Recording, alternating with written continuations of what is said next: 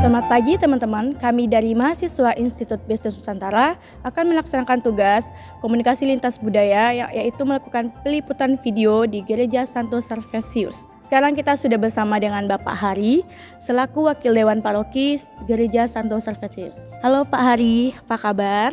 Baik, selamat pagi juga Mbak Weni. Gimana kabarnya, sehat? Sehat. Oke.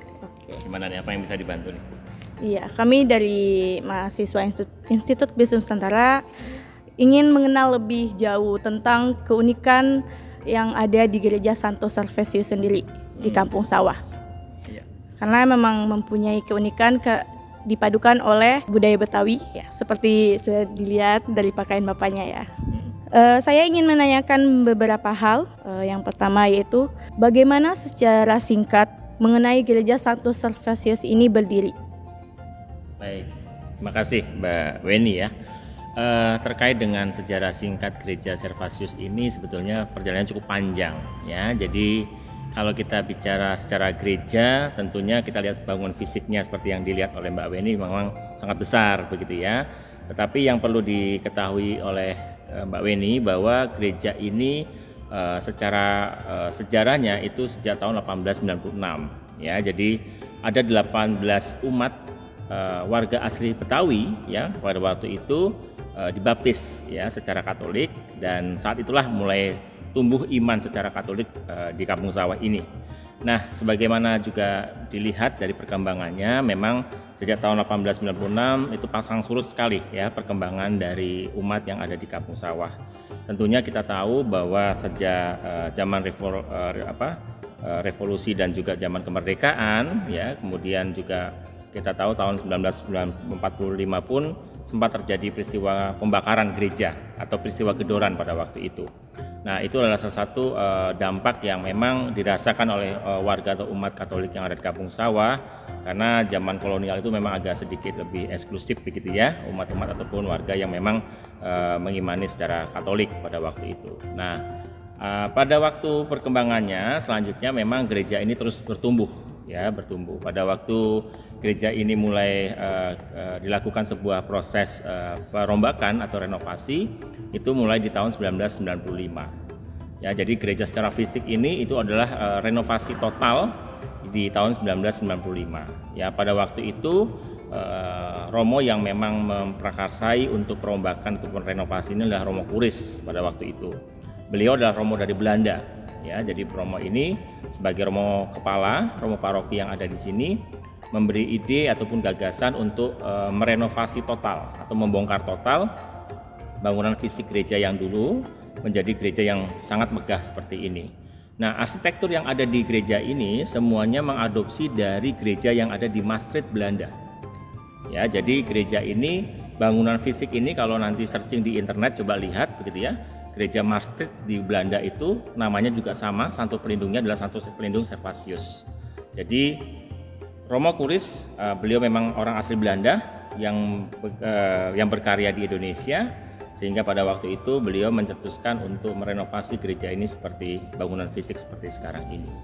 Nah, Santo Pelindung sendiri memang berubah nama ya. Jadi pada waktu pembangunan gereja yang terbaru 95 itu dahulunya Santo Pelindungnya adalah Santo Antonius Padua ya, sehingga pada waktu gereja ini mulai direnovasi, dibongkar dengan bangunan seperti ini, maka Santo Pelindungnya berubah menjadi Santo Servasius seperti itu. Berarti emang mengandung dari Belanda ya Pak? Iya, secara fisik arsitekturnya, bangunannya gereja ini sama seperti yang ada di Belanda. Pertanyaan selanjutnya ya Pak. Nah, keunikan yang ada di Gereja Santo Servasius ini apa sih menurut Bapak dari gereja Katolik lainnya yang ada di Indonesia? Oke, hal yang menarik untuk kami umat yang tinggal di Kampung Sawah bahwa gereja ini sangat identik dengan orang asli Betawi. Ya, kami hidup, makan, minum dari tanah Betawi, gitu ya, yang ada di Kampung Sawah ini. Jadi sekalipun kami berada dari berbagai macam suku. Ya, tentunya kita tahu ada juga dari suku Batak, suku Flores, suku Jawa gitu ya, dan juga ada Betawi juga. Kami hidup rukun di sini. Nah, gereja ini memang didesain juga mengakomodir dari kearifan lokal Nah, kenapa kami bilang kearifan lokal? Kami memiliki satu tradisi ataupun satu kegiatan dan satu aktivitas yang memang selalu menjunjung tinggi ada adat istiadat dari Betawi. Salah satu contoh bangunan fisik pun kita juga ada rumah Betawi yang kita bangun sebagai ikon gereja Betawi yang ada di Kampung Sawah. Kemudian kalau di belakang gereja pun ada juga tempat doa, desain ornamennya pun kita selarasikan dengan bangunan khas Betawi. Nah, itu adalah salah satu contoh secara fisik ya, bangunan kita menselaraskan semua dengan ornamen yang bernuansa Betawi. Selain itu juga kalau dari sisi umat yang ada di sini pun kami sangat menghargai dari sisi budaya khas Betawi. Nah, ini salah satu yang kita sampai detik ini pun masih kita gunakan selama kita melakukan sebuah kegiatan seperti perayaan Ekaristi, misa begitu ya. Kami selalu menggunakan pakaian khas Betawi. Yang perempuannya menggunakan kebaya encim gitu ya, yang prianya menggunakan peci, sarung, baju koko. Nah, inilah salah satu pelestarian budaya yang kami lakukan saat ini. Seperti itu. Saya juga melihat tadi, saya kira kan kalau yang pakai peci itu biasanya kan emang agama Muslim ya. Pas saya masuk ke gereja, oh memang ternyata uniknya di sini gitu kan. Betul. Dan perlu diingat Mbak Weni, jadi kalau bicara peci itu tidak identik dengan satu identitas agama tertentu. Ya, karena kalau kita boleh bicara peci sejak zaman Soekarno pun sudah dinobatkan peci itu sebagai simbol kebangsaan.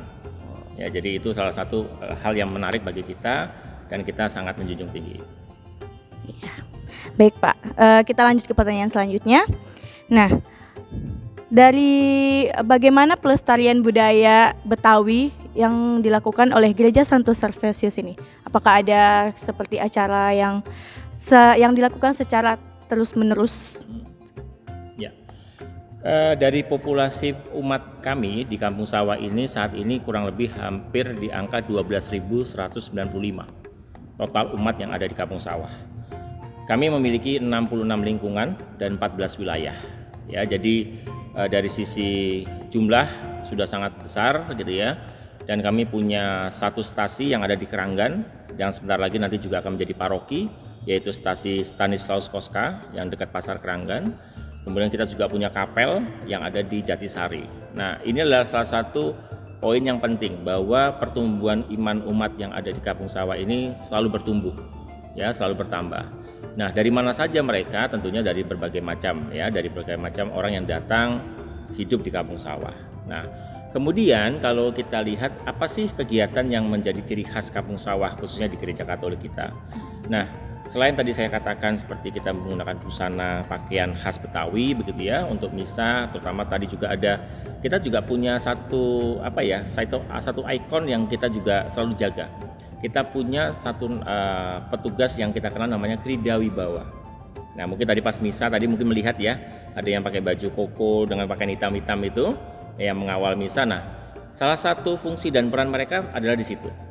Krida Wibawa ini adalah mengawal perayaan misa berlangsung. Jadi kayak jawarannya orang Betawi lah begitu ya. Iya. Sayang dia nggak pakai nggak bawa pedang gitu, pedang, bawa golok gitu ya. Iya, nah itu memang dia nggak bawa itu. Tapi secara umum tugas dan peran seorang Krida Wibawa dan itu pun orang asli Betawi. Ya, jadi orang asli Betawi yang memang kita kita libatkan ya untuk mau terlibat di dalam perayaan dan pelayanan di gereja. Jadi seperti itu. Itu contoh satu. Nah, contoh yang kedua, salah satu kegiatannya juga menarik di Kampung Sawah adalah kita juga punya kegiatan seperti ngeriung. Ngeriung itu adalah duduk bersama, diskusi bersama, ngobrol bersama gitu ya. Nah, ngeriung itu tidak hanya pada skup internal orang Katolik saja, tidak. Tapi juga melibatkan semua lintas agama yang ada. Nah, biasanya itu dikemas pada saat kita melakukan sebuah acara yang namanya sedekah bumi. Nah, sedekah bumi itu adalah salah satu ciri khas Gereja Kampung Sawah yang sejak tahun 1938 sudah dilakukan. Di mana acara sedekah bumi itu adalah salah satu mengangkat terkait dengan menghargai hasil bumi yang ada di Kampung Sawah. Jadi salah satunya adalah kalau sebelum masa pandemi ya kita punya kegiatan ngaduk dodol. bersama tuh ya Pak? Iya, jadi ngadu dodol itu kayak orang mau lebaran begitu ya. Iya. Nah, ngadu dodol itu satu tempayan gede gitu. Jadi jam 12 malam udah mulai diaduk, kan itu lama tuh prosesnya. Iya, Ya, pasti jadi lama banget.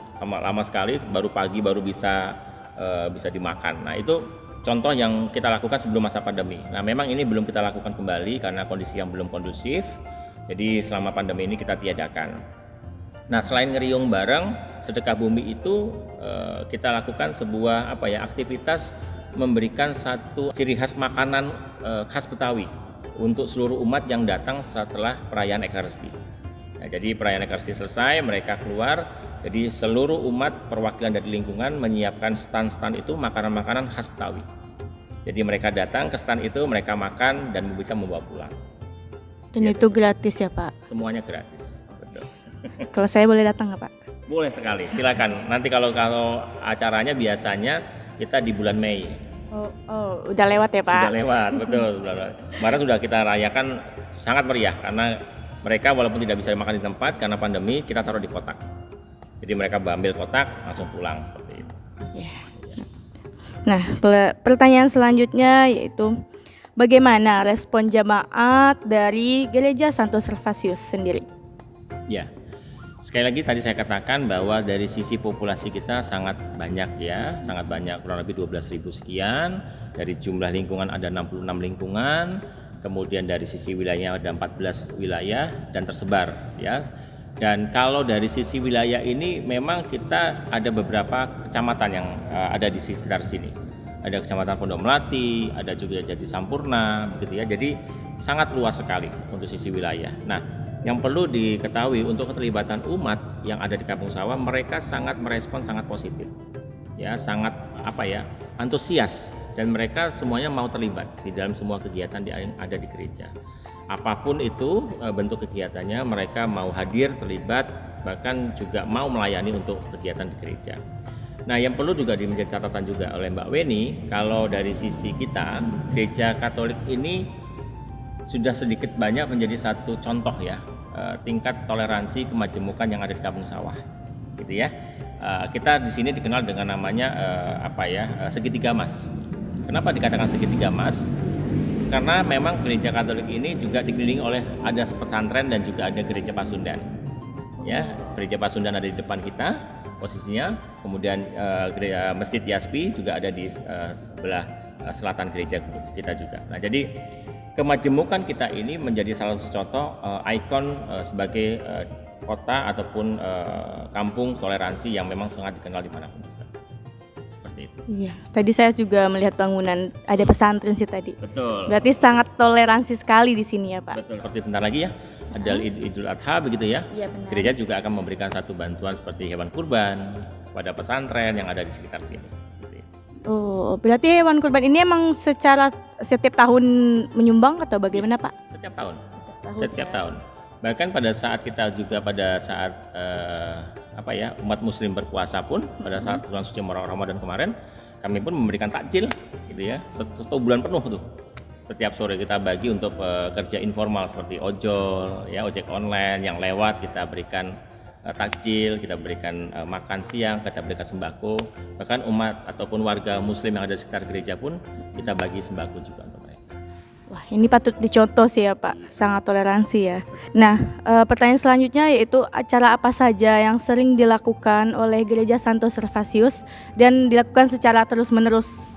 Ya, sekali lagi gereja ini selalu memperingati hari ulang tahunnya di bulan Oktober ya, di tanggal 6 Oktober kita selalu peringati sebagai hari jadi gereja Katolik.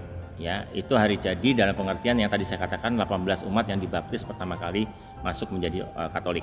Ya, jadi itu salah satu penanda gereja mulai tumbuh ataupun iman mulai bertumbuh di Kampung Sawah. Nah, jadi setiap Oktober tanggal 6 itu kita peringati sebagai hari ulang tahun gereja. Gereja Katolik Kampung Sawah ini tahun ini menginjak ke usia 126 tahun. Ya, sudah lama banget ya, sudah lama sekali ya. Usia sudah sangat tua begitu ya kalau dari sisi usia. Nah, jadi perkembangannya adalah setiap tahun kita lakukan itu sebagai satu rutinitas, kegiatannya selalu kita lestarikan. Kemudian tadi saya juga jelaskan ada juga kegiatan sedekah bumi ya, menghargai hasil panen hasil bumi yang ada di Kampung Sawah ini. Dan kita berbagi juga kepada umat yang hadir dengan membagi makanan khas Betawi.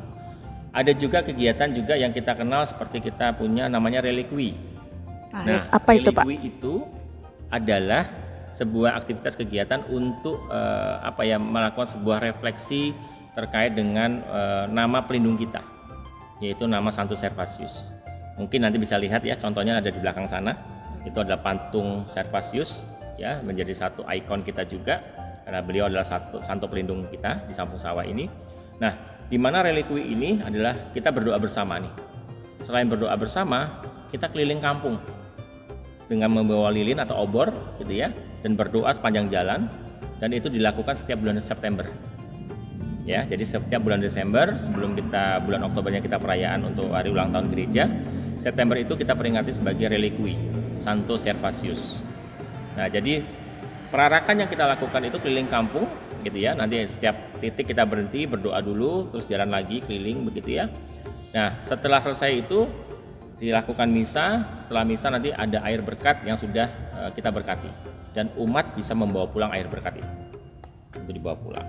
Seperti itu. Iya. Oke. Pertanyaan selanjutnya Pak, apa makna dari Gereja Santo Servatius menurut Bapak? Gereja Servatius ini memiliki tagline ya, oase rohani bernuansa Betawi. Sekali lagi kami patut bersyukur terus terang ya, hidup tinggal di Kampung Sawah ini dengan kemajemukan. Dengan kemajemukan di mana orang asli Betawi sangat membuka selebar-lebarnya kepada kami para pendatang. Dan itu sangat terbukti ya, dengan kita bisa lihat pertumbuhan dari sisi umat, dari sisi perkembangan dari wilayah, banyak sekali perumahan-perumahan yang muncul ya di daerah sini. Artinya apa? Orang Betawi asli pun welcome.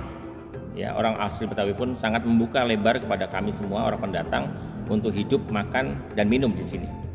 Gitu ya. Nah, itu adalah salah satu poin yang penting untuk kita syukuri bersama. Nah, satu sisi bagi saya adalah, yang kedua adalah bahwa gereja ini memiliki keunikan.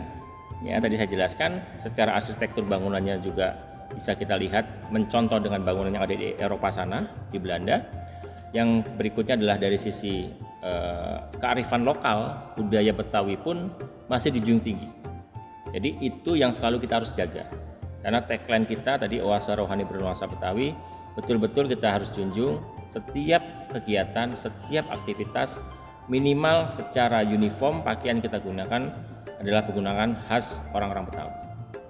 Ya, sekalipun kita mungkin dari sukunya berbeda gitu ya. Iya, benar. Nah, itu yang perlu dan saya syukuri adalah sebagai contoh bahwa kita sangat menghargai. Nah, ini pertanyaan pribadi untuk Bapaknya sendiri ya. Oke. Adakah hal menarik atau memorable yang teringat oleh Bapak di gereja ini? Kalau dari sisi saya pribadi ya, bicara tentang Gereja Katolik Kampung Sawah, saya merasa saya bisa mensyukuri sekali apa yang saya nikmati di Kampung Sawah.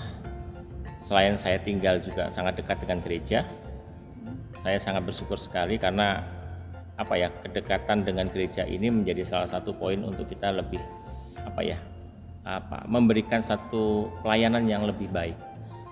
Saat ini saya sebagai wakil ketua Dewan Paroki gitu ya, di Gereja Servatius ini untuk periode yang kedua. Biasanya kita diminta untuk melayani setiap 3 tahun sekali. Ya, ini adalah periode saya yang kedua, jadi total 6 tahun saya melayani di gereja ini. Tetapi apapun jabatan yang saya emban saat ini, jabatan apapun yang saya diminta oleh gereja untuk melibatkan seluruh umat, bagi saya itu adalah anugerah.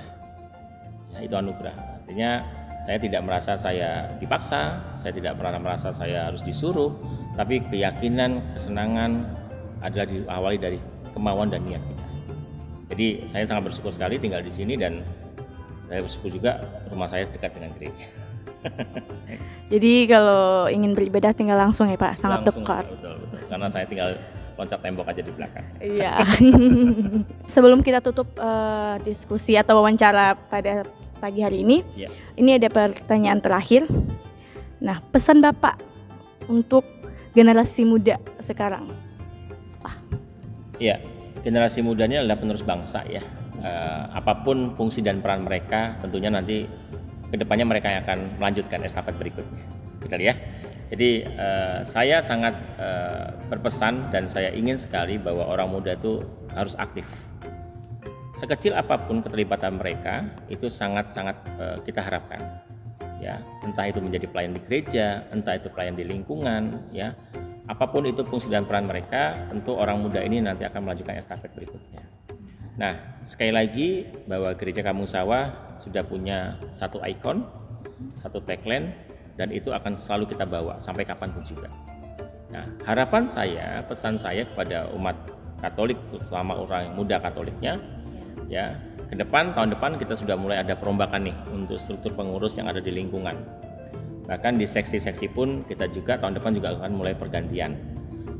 Saya sudah merencanakan dan saya juga akan memasukkan satu poin di situ bahwa harus ada orang mudanya yang terlibat. Supaya apa? Mereka juga bisa mengerti dan paham sejauh mana peran mereka nanti di umat pada saat mereka nanti langsung terjun ke lapangan. Nah, jadi harapan saya mereka bisa terjun langsung, mereka bisa melestarikan kegiatan budaya yang ada di Kampung Sawah ini supaya kedepannya ini selalu bisa terjaga dengan baik. Baik Pak, terima kasih Bapak Hari telah berkenan nih untuk melakukan wawancara bersama kami dari mahasiswa institut ya. Semoga kedepannya Gereja Santo Servasius selalu diberi keberkahan oleh Tuhan ya Pak. Amin, amin. Terima kasih ya waktunya ya. Terima kasih Pak waktunya. Sama-sama. Selamat pagi Pak. Yo, selamat pagi. Kepada Bapak Hari selaku narasumber terima kasih atas waktu dan perhatiannya Pak. Oke, sama-sama Mbak Winnie. Kami dari mahasiswa IPN sama-sama terima kasih. Sama-sama. Sudah selalu ya. Terima kasih Pak.